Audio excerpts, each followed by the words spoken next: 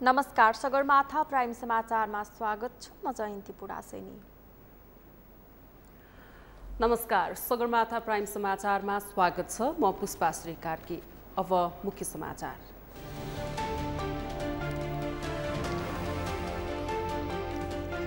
नेपाली कांग्रेसका सभापति देउवाको उम्मेदवारी विरुद्धको उजुरी खारेज। मतदाता नामावली छपाईमा गल्ती भएको निर्वाचन आयोगद्वारा स्वीकार। सत्तारूढ गठबन्धनका लागि 2/3 बहुमत दिन कांग्रेस नेता खाँडको आग्रह। नागरिकता विहीनलाई नागरिकता दिन संविधान संशोधन गर्नुपर्ने आवश्यकता। बर्दियाको राजापुर नगरपालिकामा डुबान 800 घर डुबे। सरकारले उद्धार र राहत नगरेको भन्दै पीडितहरू आक्रोशित।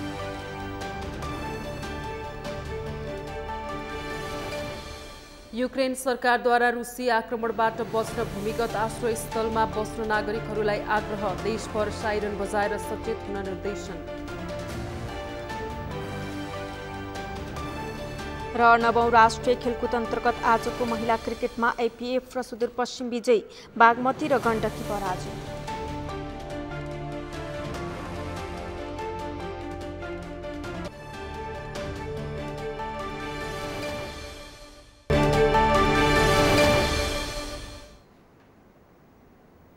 सगरमाथा प्राइम समाचार अब विस्तारमा। नेपाली कांग्रेसका सभापति एवं प्रधानमन्त्री शेरबहादुर देउवाको उम्मेदवारी कायमै रहने भएको छ। देउवाको उम्मेदवारी विरुद्ध परेको उजुरी मुख्य निर्वाचन अधिकृतको कार्यालय डडेलधुराले खारेज गरिदिएपछि उम्मेदवारी कायमै रहने भएको हो।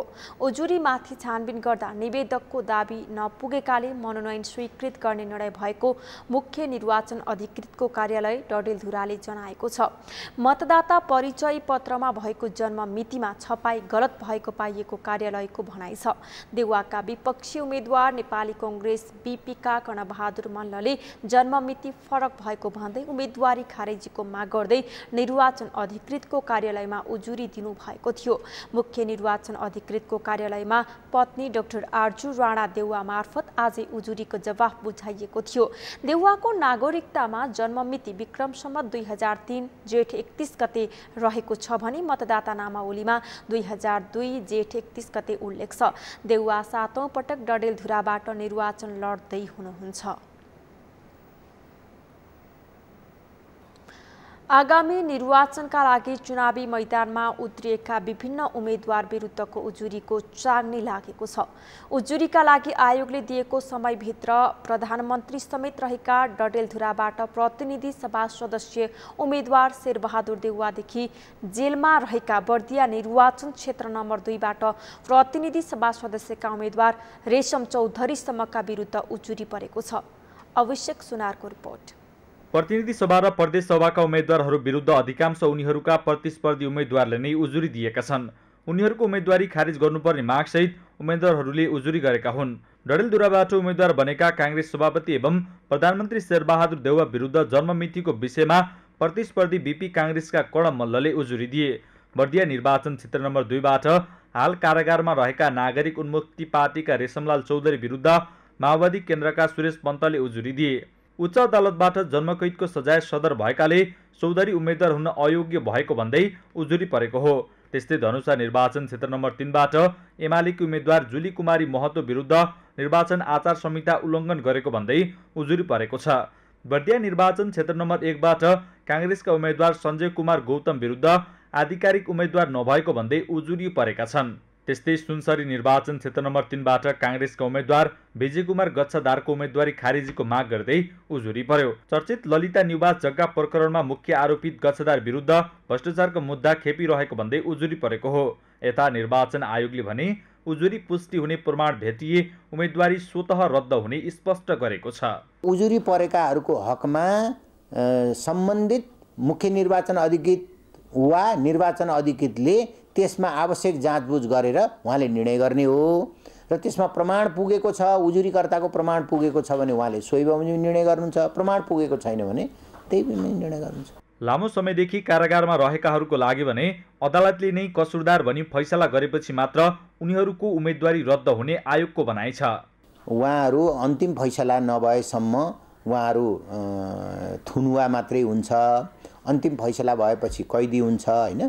त्यसो भए हुनाले अब यसमा कानुन बमोजिम सम्बन्धित उजुर परेपछि सम्बन्धित निकायले यसलाई कानुन हेरेर फैसला गर्छ। निर्वाचन आयोगको अनुसार प्रतिनिधि सभा निर्वाचनका लागि प्रत्यक्षतर्फ 57 दलले 1433 पुरुष र 150 महिला उम्मेदवार उठाएका छन्।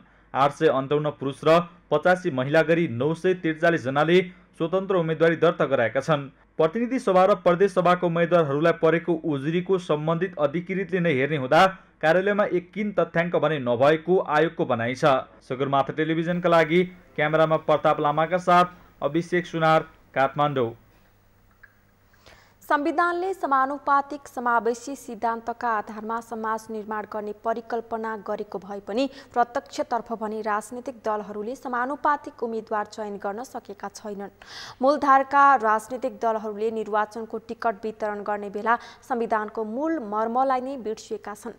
आगामी मङ्सिरमा हुने निर्वाचनमा मूलधारका दलहरूले महिला, जनजाति र दलित समुदायलाई उपेक्षित गरेको पाइएको छ। नेकपा एमाले 12 जना महिलालाई मात्रै प्रत्यक्षतर्फको टिकट दिएको छ।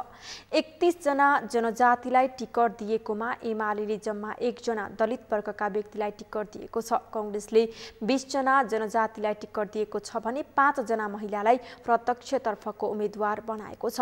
कांग्रेसले प्रत्यक्षतर्फ दलित समुदायका कसैलाई पनि टिकट दिएको छैन। माओवादी केन्द्रले 15 जना जनजातिलाई टिकट दिएकोमा 7 महिला र 1 जना दलितलाई प्रत्यक्षतर्फको टिकट दिएको छ। अन्य राजनीतिक दलहरूको अवस्था पनि त्यस्तै रहेको छ। राजनीतिक दलहरूले समावेशी प्रतिनिधित्वको नारा उठाउँदै आए पनि उम्मेदवार चयनमा भने चुकेका छन्। समानुपातिक सिद्धान्तका आधारमा समतामूलक समाज निर्माण गर्ने संविधानको मूल मर्म हो। तर मूलधारका राजनीतिक दलहरूले टिकट वितरणमा संविधानको मूल मर्मलाई नै बिर्सेका छन्।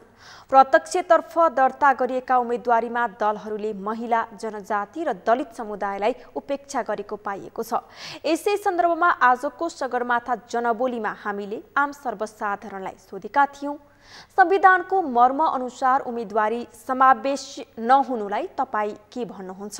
हेरौं उनीहरूको भनाई उनीहरूकै शैलीमा।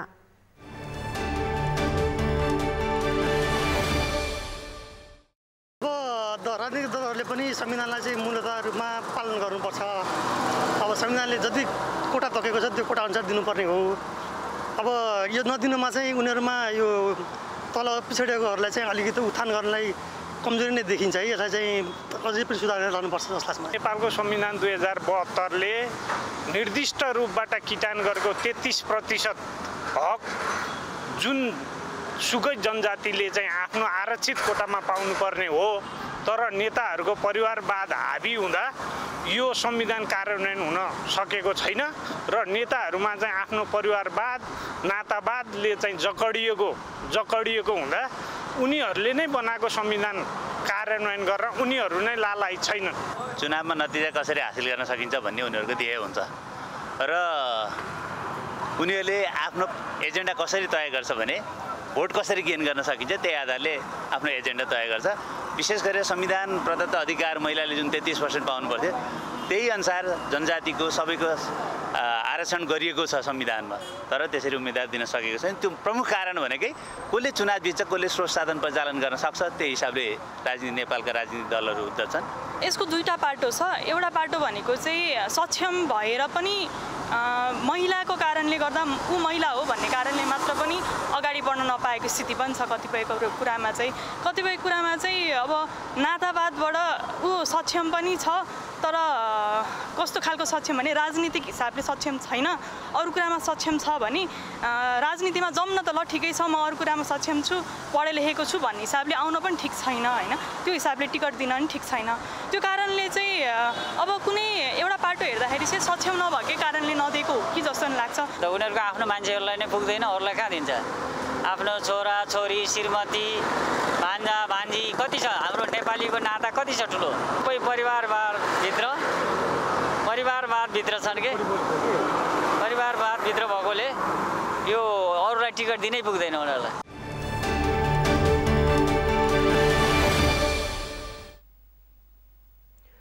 गृहमन्त्री एवं नेपाली कांग्रेसका नेता बालकृष्ण खाँडले प्रतिनिधि सभा र प्रदेशसभा निर्वाचनमा सत्तारूढ गठबन्धनलाई 2/3 बहुमत दिन आम मतदातालाई आग्रह गर्नुभएको छ। गृहमन्त्री खाँडले नागरिकता विहीन नेपाली नागरिकहरूलाई नागरिकता दिन पनि संविधान संशोधन गर्नुपर्ने भएकाले पनि 2/3 बहुमत आवश्यक रहेको जिकिर गर्नुभएको छ। एक रिपोर्ट। गृहमन्त्री बालकृष्ण खाँडले प्रतिनिधि सभा र प्रदेशसभा निर्वाचनमा सत्तारूढ गठबन्धनलाई 2/3 बहुमत दिन आम मतदातालाई आग्रह गर्नुभएको छ। गैर आवासीय नेपाली संघको वार्षिक साधारण सभामा उहाँले संविधान विपरीत राष्ट्रपति विद्यादेवी भण्डारीबाट नागरिकता विधेयक प्रमाणीकरण नगरेको कारण गैर आवासीय नेपालीहरूलाई पनि नागरिकता दिने संवैधानिक व्यवस्था कार्यान्वयन गर्न नसकिएको उल्लेख गर्नुभयो। गैर संवैधानिक कामको विरोध गरेर नागरिकता विधेयक प्रमाणीकरणका लागि दबाब दिन पनि गैर आवासीय नेपालीहरूलाई अनुरोध गर्नुभयो। आफ्नै पालामा बनेको नागरिकता ऐनलाई त्यसलाई फेरि नयाँ बहस ल्याउनु पर्यो। ठिक छ, नयाँ बहस गर्नु पाइन्छ, तर नयाँ बहसको टुङ्गो लाग्नु पर्यो। अब अहिले के भएको छ भन्दाखेरि यो नागरिकता विधेयक स्वीकृत नभएपछि, जारी नभएपछि गैर आवासीय नेपालीहरूले नागरिकता पाउनु भएन। नेपाली आमा र बाबुका सन्तानले जो नेपाली नागरिक हुन् तिनले नागरिकता पाएनन्। तर नेपाली नागरिकसँग बिहा गरेका विदेशी बुहारीहरूले नागरिकता पाइरहेकै छन्। 63 को नागरिकता ऐन एक्टिभै छ। बाहिर चाहिँ तपाईँलाई जनमानसमा त यो 63 को नागरिकता ऐन रोक्ने भनेर नारा लाउनु भयो, तर कहाँ रोकिया छ र त? त्यो थाहा छैन उहाँहरूलाई पनि थाहा छ, तर त्यो चाहिँ नि रोक्न उहाँहरूले सक्नु भएन। त्यसमा चाहिँ नयाँ बहस, नयाँ सहमति, नयाँ चाहिँ एउटा राष्ट्रिय चाहिँ त्यहाँ विमर्श गर्न जरुरी छ। गृहमन्त्री खाँडले नेपालमा लगानी भित्र्याउन पनि गैर आवासीय नेपालीहरूलाई आह्वान गर्नुभयो। गैर आवासीय नेपालीहरूको लगानीको सुरक्षा गर्ने जिम्मेवारी सरकारको भन्दै गृहमन्त्री खाँडले विदेशमा रहेका हरेक नेपालीहरूको लगानीको स्वागत गर्ने, प्रोत्साहन गर्ने र त्यसको सुरक्षाको सुनिश्चितता गर्ने काम सरकारको रहेको पनि पटक पटक दोहोर्याउनुभयो। दायित्व होइन नागरिकता दिने, संवैधानिक कमिटमेन्ट त्यो किन पुरा गर्नुहुन्न? हामी कहाँ जाने? यो नागरिकता भनेको हाम्रो लागि नागरिकता एउटा प्रमाणपत्र हो। नयाँ केही व्यवस्था गर्नु पर्यो भने नागरिकता चाहियो। निर्वाचनमा अस्ति उम्मेदवार दर्ता गर्ने बेला पनि नागरिकता चाहियो। तर एउटा सामान्य सर्वसाधारण मान्छे जोसँग नागरिकता छैन त्यसको लागि त नागरिकता भने त जीवन हो नि। जन्मिँदाखेरि नागरिकता चाहियो जन्म दर्ता गर्नलाई। मृत्यु भयो भने मृत्यु प्रमाणपत्रको लागि नागरिकता चाहियो। त्यसले यो नागरिकता भनेको जीवन र मृत्यु हो। यति सेन्सिटिभ विषयमा, यति गम्भीर विषयमा पार्लियामेन्टले पास गरिसकेपछि त्यो नागरिकता विधेयक रोक्नु नितान्त यो संविधान विपरीत हो। गृहमन्त्री खाँडले सरकारले गैर आवासीय नेपालीहरूको लगानीको सुरक्षाका आवश्यक परे सुरक्षाकर्मी परिचालनको व्यवस्था मिलाउने आश्वासन समेत दिनुभयो। प्रधानमन्त्री शेरबहादुर देउवाले नेपालमा पुँजी लगानी गरी देश विकासमा सहयोग गर्न गैर आवासीय नेपालीहरूलाई आह्वान गर्नुभएको छ। आज गैर आवासीय नेपाली संघको वार्षिक साधारण सभालाई सम्बोधन गर्दै उहाँले यस्तो आह्वान गर्नुभएको हो। प्रधानमन्त्री देउवाले गैर आवासीय नेपाली संघलाई सहज रूपमा लगानी गर्न सक्ने र लगानीको प्रतिफल उपभोग गर्न सक्ने वातावरण निर्माण गर्न सरकार प्रतिबद्ध रहेको बताउनुभयो। उहाँले हरेक गैर आवासीय नेपालीहरूले विदेशमा नेपालको पहिचान जोगाउन, विदेशी लगानीकर्ताहरूलाई लगानी गर्न उत्प्रेरित गर्न महत्त्वपूर्ण भूमिका खेल्नुपर्ने आवश्यकता रहेको बताउनुभयो। उहाँले गैर आवासीय संघको पहलमा सरकारले यस आर्थिक वर्षमा नेपालमा विदेशी लगानीको न्यूनतममा पनि सीमा 5 करोडबाट 2 करोड रुपैयाँसम्म कायम गरेको बताउनु भएको छ। उहाँले धितोपत्रको दोस्रो चरणमा गैर आवासीय नेपालीहरूलाई खुला गर्न कानुनी व्यवस्था मिलाइने कुरा समेटिएको उल्लेख गर्नुभएको छ। उहाँले वैदेशिक रोजगारीमा गएका नेपालीलाई धितोपत्रको प्राथमिक निष्कासनमा 10% शेयर आरक्षित गर्ने व्यवस्था गरिएको पनि बताउनुभयो।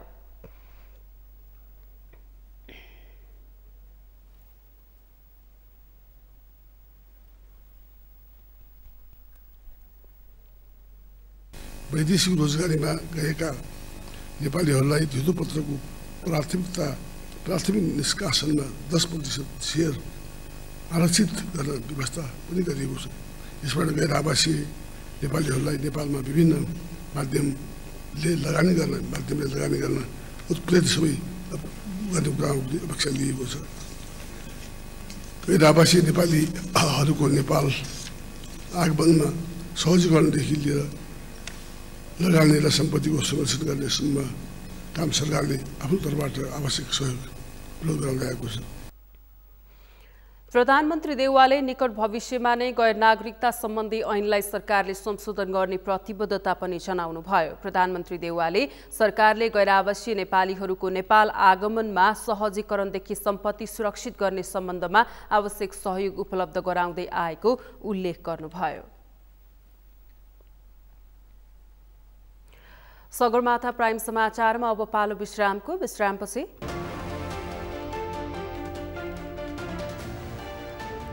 बर्दियाको राजापुर नगरपालिकामा डुबान 800 घर डुबे। सरकारले उद्धार र राहत नगरेको भन्दै पीडितहरू आक्रोशित।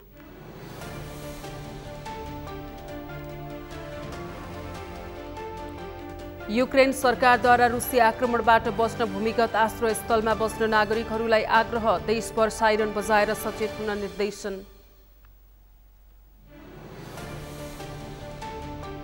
र 9औं राष्ट्रिय खेलकुद अन्तर्गत आजको महिला क्रिकेटमा एपीएफ र सुदूरपश्चिम विजयी, बागमती र गण्डकी पराजित।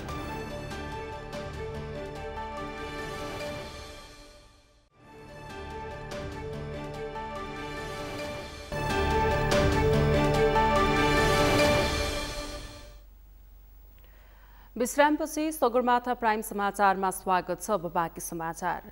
दशैं मनाउन मन्त्री, नेता र कर्मचारीहरू जिल्ला जाँदा सिंहदरबार सुनसान बनेको छ।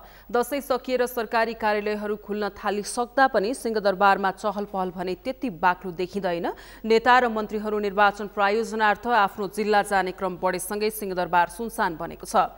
मन्त्रीहरू निर्वाचनका लागि गाउँ जाँदा मन्त्रीलाई भेट्न जाने कर्मचारी, राजनीतिक दलका नेता, कार्यकर्ता र सर्वसाधारणको भिड कम छ। मन्त्री तथा नेताहरू आफ्नो निर्वाचन जिल्ला तथा क्षेत्रमा गएकाले पनि सिंहदरबार सुनसान हुन पुगेको हो। जसअनुसार आज पनि सिंहदरबारमा मानिसहरूको आवतजावत निकै कम देखिएको छ।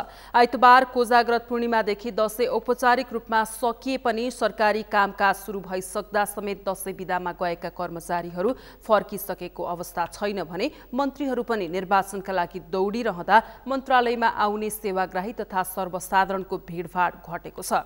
हाल मन्त्रालयमा सीमित कर्मचारीहरूलाई मात्रै देख्न सकिन्छ। यता पछिल्लो केही दिन यता देशभर नै वर्षात हुँदा भएको जनधनको क्षतिका कारण पनि नेता तथा मन्त्रीहरू विभिन्न जिल्लामा पुगिरहेका छन्। वर्षाका कारण सडकहरू भत्कँदा राजधानी फर्कनेहरू सहजै समयमै राजधानी काठमाडौँ फर्कन सकिरहेका छैनन्। यसले पनि सिंहदरबार जानेहरूको संख्या घटाएको छ। दैनिक हजारौंको संख्यामा मानिसहरू सिंहदरबार प्रवेश गर्ने भए पनि अहिले फाट्टफुट्ट मात्रै मानिसहरू र सवारी साधनहरू देख्न सकिन्छ। आज संघीय मामिला तथा सामान्य प्रशासन मन्त्रालय, भौतिक पूर्वाधार तथा यातायात मन्त्रालय, खानेपानी मन्त्रालय, कृषि तथा पशुपन्छी विकास मन्त्रालय, सञ्चार तथा सूचना प्रविधि मन्त्रालय, अर्थ मन्त्रालय, परराष्ट्र मन्त्रालय, ऊर्जा जलस्रोत तथा सिंचाई मन्त्रालय, गृह मन्त्रालय, शिक्षा विज्ञान तथा प्रविधि मन्त्रालय, संस्कृति पर्यटन तथा नागरिक उड्डयन मन्त्रालय लगायतका मन्त्रालयको अवस्था हेर्दा कर्मचारी तथा सेवाग्राहीहरूको संख्या न्यून मात्रामा देखिएको छ। सरोकारवालाहरूले बलात्कारको घटनामा उजुरी दिने हदम्याद बढाइनु अवैज्ञानिक भएको तर्क गरेका छन्। आज काठमाडौँमा आयोजित एक कार्यक्रममा सरकारवालाहरूले बलात्कारको घटनामा उजुरी दिने हदम्याद बढाउनु अवैज्ञानिक भएको तर्क गरेका हुन्। कार्यक्रममा पूर्व सरकारी वकिल राम घिमिरेले बलात्कारको घटनामा हदम्याद बढाउनु अवैज्ञानिक भएको टिप्पणी गर्नुभएको छ। उहाँले कसैले माग गरेको भरमा राजनीतिक तहले झुकेर हदम्याद बढाउन नहुने तर्क गर्नुभएको छ। हदम्याद क्षमता, पहुँच र अवसर नभएकाहरूका लागि हुनुपर्ने भए पनि पहुँचवालाहरूले नै दुरुपयोग गरेको उहाँको दाबी छ। हदम्याद बढाइएका कारण निश्चित मानिसहरू अन्यलमा परेको उहाँको भनाइ छ। गरिहाल्नुपर्ने भयो र अझ जस्तो 7 दिनको म्याद थपिएको, कति दिन थपिने कारण छैन, केही पनि आउँदैन, कहीँ पनि पाइँदैन, देख्ने मान्छे पनि छैन, उसको मेडिकल गरेपछि सिद्धिने हो। यस्तो खालको परिस्थितिमा अब अगाडि बढ्यो, त्यो रिपेयर गर्नु नपर्ने, उसलाई क्षतिपूर्ति दिन नपर्ने, राज्यले चाहिँ अल्टिमेट गार्जियनसिप लिन नपर्ने। तर हामी फेरि के भन्छौँ भन्दा भारतमा 20औं वर्ष थुनामा बसेको नेपाली नागरिक धनकुटाको एउटा नागरिकले क्षतिपूर्ति पाए अरे, गोविन्द भन्नेले जापानमा क्षतिपूर्ति पाए अरे। हामीले फेरि जम्मै ठाउँमा भाषण गर्छौँ, यो चाहिँ संसदमा पनि यो कुरो उठाउँछौँ, राजनैतिक वृत्तमा पनि स्वीकार गर्छौँ। तर त्यो कुरो गर्दैनौँ। किन त भन्दा म स्टेट हुँ र मैले गर्दै फेल खाएँ भन्ने कुरोको रियलाइजेसन गर्नु नपर्ने परिस्थितिले पनि यो फेयर ट्रायलको अथवा फौजदारी न्यायको प्रशासनको चाहिँ डोर्याइ गतिलो देखिएन भन्ने देखियो। कसैले जाहेरी लिएर आएमा पहिले जाहेरीको सत्य तथ्य बुझेर मात्रै दर्ता गर्नुपर्ने पूर्व सरकारी वकिल राम घिमिरेको सुझाव छ। जाहेरी दिए बापत सजाय नहुने र पक्राउ गरिहाल्नुपर्ने भएको हुँदा झुटो जाहेरी आउने गरेको उहाँको भनाइ छ। अविरल वर्षातका कारण बर्दियाको राजापुर नगरपालिकाका करिब 800 घर डुबानमा परेका छन्। सोमबार साँझदेखि पसेको कर्णालीको बाढीका कारण नदी नजिकका केही गाउँहरू डुबानमा परेका हुन्। स्थानीयका अनुसार डुबानमा परेर दौलतपुर गाविसमा जनधनको अधिक क्षति भएको छ। उद्धार र राहतमा सरकारले ध्यान नदिएको भन्दै पीडितहरू आक्रोशित बनेका छन्। एक रिपोर्ट। गत सोमबार साँझदेखि कर्णालीको बाढी पसेर बर्दियाको राजापुर नगरपालिका जलमग्न भएका छन्। त्यहाँका 800 घर डुबानमा परेका छन्। बस्तीमा पसेको कर्णाली नदीको बाढीको बहाव अहिलेसम्म पनि कम भएको छैन। स्थानीय सरकार र जिल्ला प्रहरी कार्यालयको सहयोगमा उद्धारको काम भइरहेको छ। बाढीका कारण घर डुबानमा पर्दा परिवार कहाँ छन् भन्ने कुरा पनि थाहा पाउन नसकेको स्थानीयको गुनासो छ। कर्णाली नदीको बाढीको बहाव कम हुने छाँटकाट नदेखिएकाले कसरी बाँच्ने भन्ने समस्या भएको पीडितको गुनासो छ। देखिआएको जुन यो बाढी छ यो हाम्रो यहाँ राजापुर नगरपालिकाको वार्ड नम्बर 1 को यो तपाईको चनौरा र भदाली भन्ने ठाउँबाट यो दौलतपुर गाउँमा प्रवेश गरेको हो। हिजो साँझ लगभग 5 बजेदेखि प्रवेश गर्न सुरु गरेको यो बाढीले यस राजापुर नगरपालिका भित्रका लगभग तथ्याङ्क त आउन बाँकी नै होला, लगभग 700-800 घरहरू चाहिँ प्रभावित भइसकेका छन्। यस राजापुर नगरपालिकाका विभिन्न वाडाहरूमा यो कर्णाली नदीले वर्षेनी यो बेमौसमी वर्षाका कारण यो बाढी आउने भइरहेको छ गत वर्षदेखि। यसले गर्दा अहिले पनि यो नदी चाहिँ बढ्दो क्रममै छ। अहिलेसम्म पनि नदी चाहिँ घटिरहेको अवस्था चाहिँ छैन। बर्दियाको राजापुर नगरपालिका वडा नम्बर 1 दौलतपुरकै अर्का स्थानीय लोकराज ढुङ्गानाले बाढी सोमबार बेलुकादेखि गाउँ पसेको र बाढीका कारण लगभग 800 घरहरू डुबानमा परेको बताए। उनले नदीमा पानीको बहाव बढिरहेकाले झनै समस्या थपिएको गुनासो गरे। बाढीले दौलतपुर गाउँ र हाम्रो घरबार बिहान जाने बनाएर हामी जाने पीडित भएर जाने बसिरहेका छौँ। हामी यसमा जाने साह्रै पीडित छौँ र यसमा चाहिँ साह्रै दुखी छौँ। दौलतपुर बासिन्दाहरू धेरै पीडितमा छौँ। बाढीले चाहिँ अहिलेसम्म चाहिँ हाम्रो घरबार बेन छौँ। स्थानीयहरू भने बस्ती नै डुबानमा पर्दा समेत सरकारले उद्धार र राहतमा ध्यान नदिएको भन्दै पीडितहरू आक्रोशित बनेका छन्। अविरल वर्षाका कारण पश्चिम तराईका जिल्लाहरूमा बाढी र डुबानका कारण जनजीवन प्रभावित बनेको छ। गत 5 दिन यता भइरहेको भीषण वर्षाले देशभरका पहाडी जिल्लाहरूमा पनि पहिरोको जोखिम बढाएको छ। खहरे खोलामा आएको बाढी र विभिन्न स्थानमा गइरहेको पहिरोको कारण सवारी आवागमनमा पनि समस्या भइरहेको छ। जल तथा मौसम विज्ञान विभागले पछिल्लो 24 घण्टामा प्रदेश 1, लुम्बिनी प्रदेश, कर्णाली प्रदेश र सुदूरपश्चिम प्रदेशका केही स्थानहरूमा र बाँकी प्रदेशहरूका थोरै स्थानहरूमा मेघ गर्जन र चट्याङ सहित हल्कादेखि मध्यम वर्षाको सम्भावना रहेको जनाएको छ। उक्त क्षेत्रहरूमा भूक्षय, पहिरो तथा गेग्रान बहावको जोखिम हुनुका साथै सडक तथा हवाई यातायातमा सामान्य प्रभावको सम्भावना रहेकाले सतर्कता अपनाउन विभागले आग्रह गरेको छ। नदी नाला तथा खहरे खोलाहरूमा पानीको सतह बढ्नुका साथै बाढी आउन सक्ने र कृषि, पर्यटन, पर्वतारोहण लगायत दैनिक जनजीवन समेत प्रभावित हुन सक्ने भएकाले आवश्यक सतर्कता अपनाउन जल तथा मौसम विज्ञान विभागले आग्रह गरेको छ। श्रम स्वीकृति लिएर वैदेशिक रोजगारीमा जानेको संख्या बढ्न थालेको छ। श्रम गन्तव्य मुलुकहरूबाट श्रमिकको माग आउन थालेसँगै रोजगारीका लागि विदेशिनेको संख्या बढ्न थालेको हो। यो आर्थिक वर्षको सुरुका 2 महिनामा मात्रै 1,35,000 नेपालीले श्रम स्वीकृति लिएर विदेशिएका छन्। विगतका केही वर्ष कोरोना महामारीले गर्दा विदेशिनेको संख्या घटे पनि संक्रमणको दर कम भएसँगै श्रम स्वीकृति लिनेको संख्यामा वृद्धि आएको हो। यशोदा भण्डारीको रिपोर्ट। कोरोना संक्रमण कम हुँदै गएपछि वैदेशिक रोजगारका लागि श्रम स्वीकृति लिने नेपालीको संख्या बढ्न थालेको छ। आर्थिक वर्ष 77-78 मा 1,66,000 श्रमिक बाहिरिएकोमा अहिले यो संख्या वात्तै बढेको छ। गत आर्थिक वर्षमा कोरोना कहर कम भएसँगै विदेशिने संख्या 3 गुणाले बढेको तथ्याङ्क छ। उक्त आर्थिक वर्षमा 6,31,000 नेपालीले श्रम स्वीकृति लिएका थिए। यो संख्या 73 साल यताकै बढी भएको वैदेशिक रोजगार विभागले जनाएको छ। गत 2 वर्षको तुलना गर्दाखेरि हाम्रो वैदेशिक रोजगारीमा श्रम स्वीकृति लिएर जाने श्रमको संख्यामा उल्लेख्य वृद्धि भएको छ। जस्तो अब 77-78 मा जम्मै 1,66,000 जनाले चाहिँ अन्तिम श्रम स्वीकृति लिएकोमा अब 78-79 मा गएर चाहिँ त्यो चाहिँ झन्डै 6,31,000 पुगेको छ भनेपछि झन्डै 3 गुणा बढेको छ। यो डाटा भनेको चाहिँ कोभिड पछिको सबभन्दा सुधारिएको डाटा हो र यो क्रम चाहिँ बढ्दै गइरहेछ। गत 2 महिनाको हामीले डाटा हेर्दाखेरि पनि झन्डै 1,35,000 बढी मान्छेहरूले चाहिँ श्रम स्वीकृति लिएको देखिन्छ। तसर्थ यो श्रम स्वीकृति लिने व्यक्तिहरूको संख्या चाहिँ बिस्तारै बढ्दै गएको देखिन्छ। अब 73-74 पछि चाहिँ अहिले आएर चाहिँ सुध्रिएको अवस्था हो। श्रम गन्तव्य मुलुकमा कोरोना महामारीको चाप खुकुलो हुँदै गर्दा नेपालबाट स्वीकृति लिएर श्रमका लागि विदेशिनेको संख्या बढ्न थालेको हो। विभागका अनुसार गएको भदौ महिनामा मात्रै 76,000 भन्दा बढीले श्रम स्वीकृति लिएका छन्। विगतमा श्रमिकहरूको प्रमुख गन्तव्य साउदी अरेबिया युएई रहेकोमा यो वर्ष बढ्दो संख्यामा नेपालीहरूको प्रमुख श्रम गन्तव्य मलेसिया रहेको विभागले जनाएको छ। अस्थिर राजनीतिक प्रणाली, कमजोर नीति नियम, उचित शिक्षाको कमी, रोजगारको अभाव लगायतका विभिन्न कारणले गर्दा वैदेशिक रोजगारका लागि जानु परेको विदेशिनीहरूको भनाइ छ। हजुर, अब त्यस्तै अब रोजगार त मिलेकै हो, बट अलिकति नेपालको रोजगारले नपुगेर आफ्नो देश छोडेर अब अर्को देशमा जाँदैछौँ। अब एक त हाम्रो राजनीतिक प्रब्लम मेन त म त्यही नै भन्छु। एकले अर्कालाई भनौँ न, हामीले चाहिँ कस्तो भनेदेखि एक त मान्ने नै हाम्रो उनी छैन हैन। अर्को कुरा हाम्रो देशमा प्रगति गर्ने कसले चान्सै दिएन हैन। र शिक्षा पनि हाम्रो देशमा शिक्षा लिए पनि त्यो शिक्षाको उनी दिँदैन।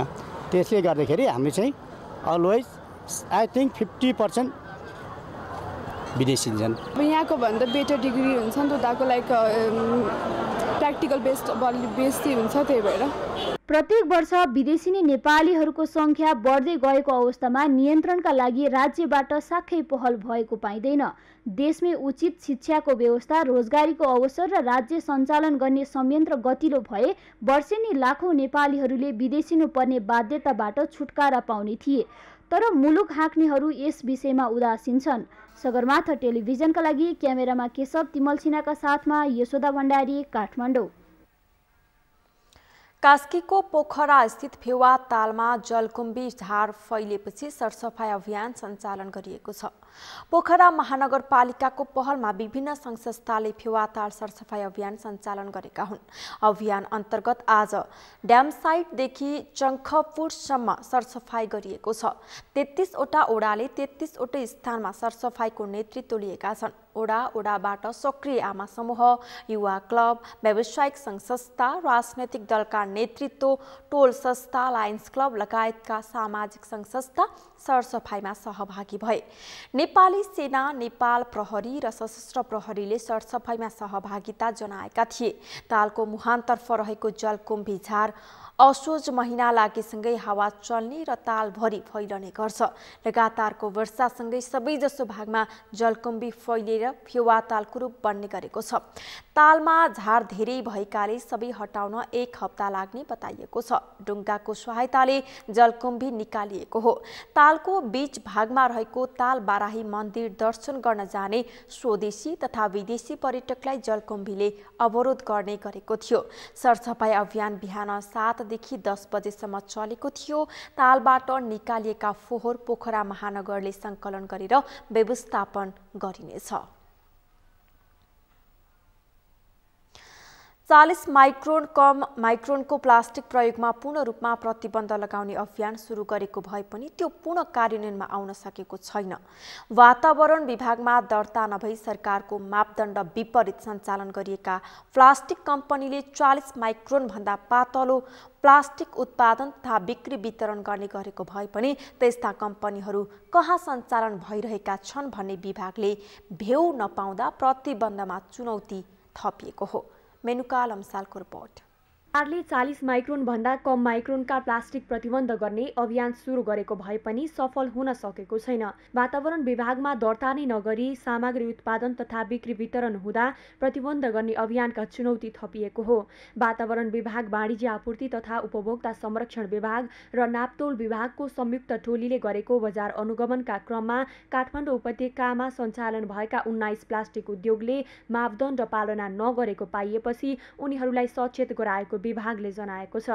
तर औपचारिक रूपमा विभागमा दर्ता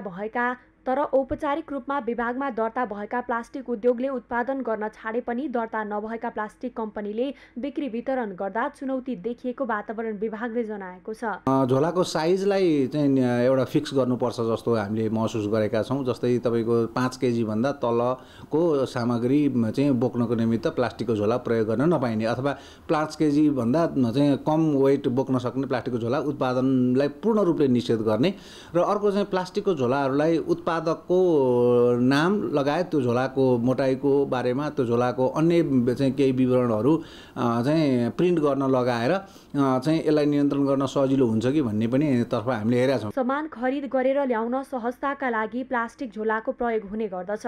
तर 40 माइक्रोन भन्दा कम माइक्रोनको प्लास्टिक नकुहिने प्रकृतिको हुने, लामो समयसम्म सोही रूपमा बस्ने हुँदा वातावरणमा यसको दुष्प्रभाव देखिने, यसले माटोको उर्वर शक्ति घटाउने, जलाउँदा जोखिम हुने र पुनः प्रयोग गर्न नसकिने भन्दै सरकारले प्रयोगमा प्रतिबन्ध लगाउने निर्णय गरेको थियो। कुन प्लास्टिक कति माइक्रोनमा उत्पादन भएको छ भन्ने कुरामा उपभोक्ताहरू अनभिज्ञ हुँदा अभियान कार्यान्वयनमा समस्या भएको छ। उपभोक्ताहरूलाई प्लास्टिकको गुणस्तरका विषयमा थाहा नहुने भएकाले सरकारी संयन्त्रले नै यसको रोकथाममा पहल गर्नुपर्ने सर्वसाधारणको बुझाइ छ।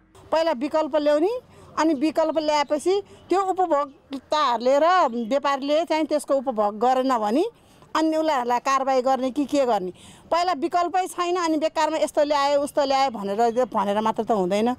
तर विकल्प चाहियो। हो, प्लास्टिकले हामीलाई नराम्रो गर्छ। यो प्लास्टिक भनेको चिज युज गर्ने चिज पनि होइन। यो सर्दा पनि सर्दैन, गल्दा पनि गल्दैन, जलाउँदाखेरि पनि यसलाई पोल्दाखेरि पनि यसको चाहिँ वातावरण नराम्रो आउँछ होइन। त्यसै कारणले पहिला सरकारले यसको विकल्प ल्याउनु पर्यो। इन्भाइरोमेन्टमा त अब धेरै नै एकदम असर परेको हुन्छ होइन। किनभने अब प्लास्टिकको चिजले अब मान्छेले अब त्यो जलाउँदा पनि त्यो तपाईँको त्यो डिस्ट्रोय हुँदैन नि त होइन। यसले गर्दा चाहिँ अब त्यो जलाएको खण्डमा पनि तपाईँको हाम्रो हेल्थमा धेरै असर पर्छ त्यसको धुवाले। त्यही भएर यसलाई चाहिँ कन्ट्रोल गर्नै पर्ने भन्ने। सरकारले वातावरणमा दुष्प्रभाव पर्ने भन्दै 2072 सालमा यस्तो प्लास्टिकको झोला उत्पादन तथा आयात निर्यातमा प्रतिबन्ध गरेको थियो। तर अनुगमनको दायरा खुकुलो हुँदा कार्यान्वयन भएन। यस्तै 2078 असोज 19 गते पनि राजपत्रमा सूचना प्रकाशित गरी प्रतिबन्ध गर्ने निर्णय गरे पनि कोरोना महामारीका कारण कार्यान्वयन हुन सकेन। अन्ततः वातावरण विभागले प्लास्टिकका झोला प्रतिबन्धको नीति तथा निर्णय पुनः लागू हुने गरी भदौ 1 गतेबाट थप कडाइका साथ प्रतिबन्ध गर्ने निर्णय गरेको थियो। तर दर्ता नभएका प्लास्टिक कम्पनीको बिगबिगीले पूर्ण रूपमा प्रतिबन्ध हुन सकेको छैन। चुनौती रहँदा वातावरण विभागले सर्वसाधारणलाई सुसूचित गर्ने तथा प्लास्टिक उद्योगले आफ्नो उद्योगको नामसहित प्लास्टिक उत्पादन गर्न पाउने गरी कार्यविधि बनाउने योजना रहेको छ।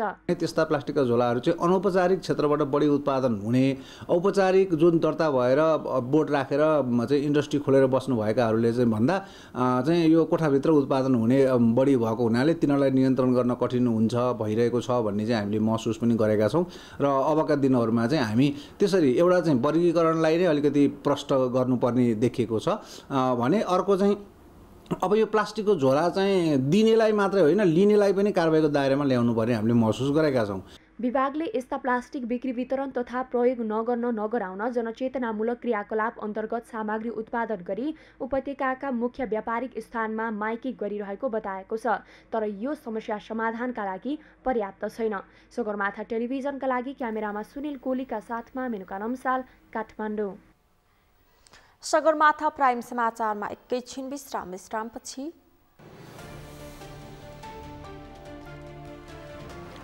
युक्रेन सरकारद्वारा रुसी आक्रमणबाट बच्न भूमिगत आश्रयस्थलमा बस्न नागरिकहरूलाई आग्रह।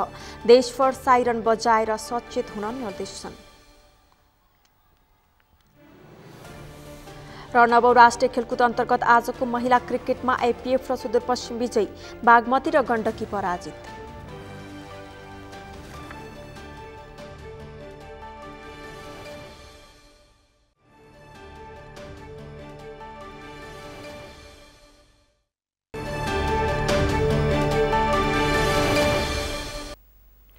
सगरमाथा प्राइम समाचारमा अब पालो अर्थ समाचारको।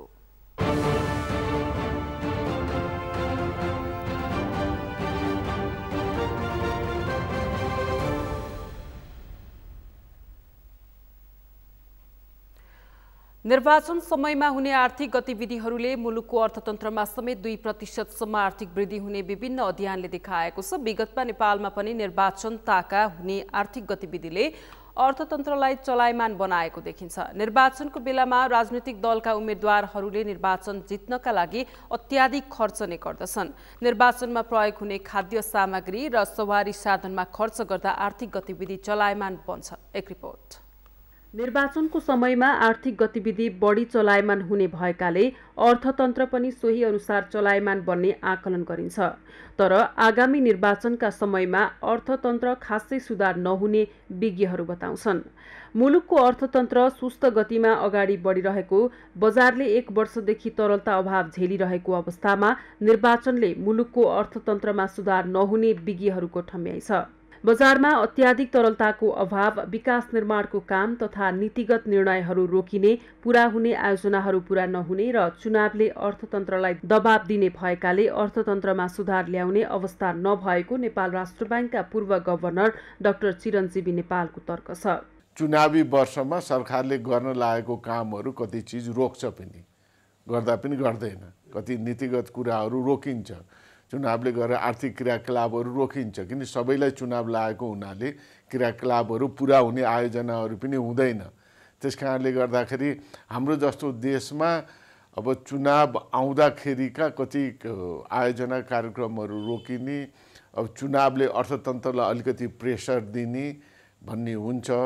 तर योभन्दा अगाडिको सिचुएसनलाई, स्थितिलाई हेर्दाखेरि चाहिँ नि चुनावमा सरकारले खर्च गर्ने र व्यक्तिले पनि खर्च गर्ने भाव हुनाले अर्थतन्त्र चाहिँ नि अलि सहज हुन्छ र उत्पादन वृद्धि हुन्छ र उपभोग पनि बढ्छ भन्ने हो। अहिले त्यतिको अझै पनि सहज हुन सकेको छैन। त्यस कारणले गर्दा बजारमा तरलताको अभाव 1 वर्षदेखि हुँदै भएको छ।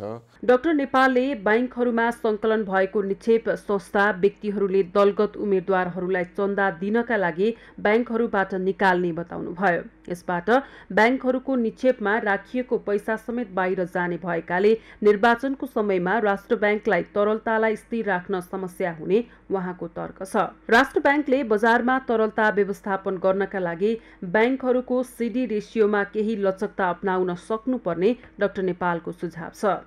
अब अहिले भनेको बजारमा पैसा अलिकति जाने स्थितिलाई सीडी रेसियोमा केही लचकता गरिदिनुपर्छ, जसले गर्दा उत्पादनमूलक क्षेत्रमा पैसा जाओस्, बजारमा पैसाको अभाव नदेखियोस्। अहिले पैसाको बजारमा अभाव देखिने बित्तिकै अनौपचारिक क्षेत्र बढ्छ। औपचारिक क्षेत्रमा अभाव गर्ने, जसले गर्दाखेरि अब सहकारी त हाम्रो नियमन गर्न सक्ने स्थितिमा छैन।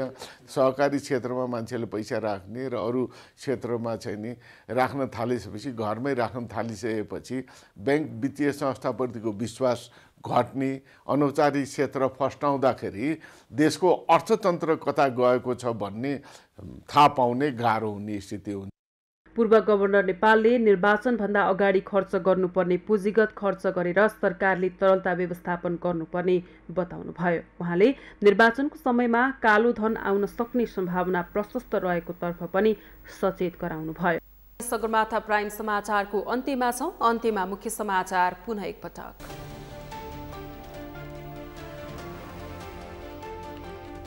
नेपाली कांग्रेसका सभापति देउवाको उम्मेदवारी विरुद्धको उजुरी खारेज, मतदाता नामावली छपाईमा गल्ती भएको निर्वाचन आयोगद्वारा स्वीकार।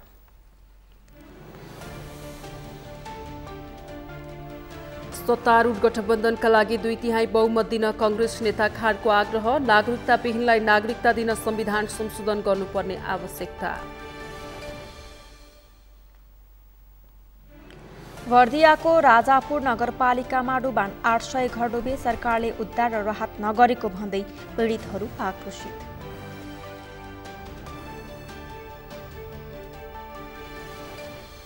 युक्रेन सरकारद्वारा रुसी आक्रमणबाट बच्न भूमिगत आश्रय स्थलमा बस्न नागरिकलाई आग्रह, देशभर साइरन बजाएर सचेत हुन निर्देशन।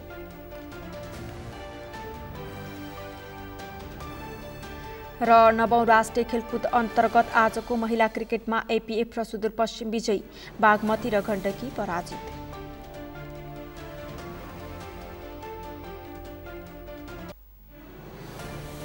हवस् त सगरमाथा प्राइम समाचार अहिलेलाई सकियो। तपाईँ समाचार बुलेटिनका साथै सगरमाथा टेलिभिजनका सम्पूर्ण कार्यक्रम www.sagarmatha.tv मा पनि पढ्न र हेर्न सक्नुहुनेछ।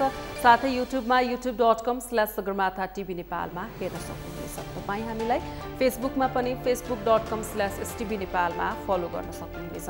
समाचारको शिखर, नेपालको गौरव, नेपालको पहिलो न्युज च्यानल सगरमाथा टेलिभिजन हेर्दै गर्नुहोला। नमस्कार।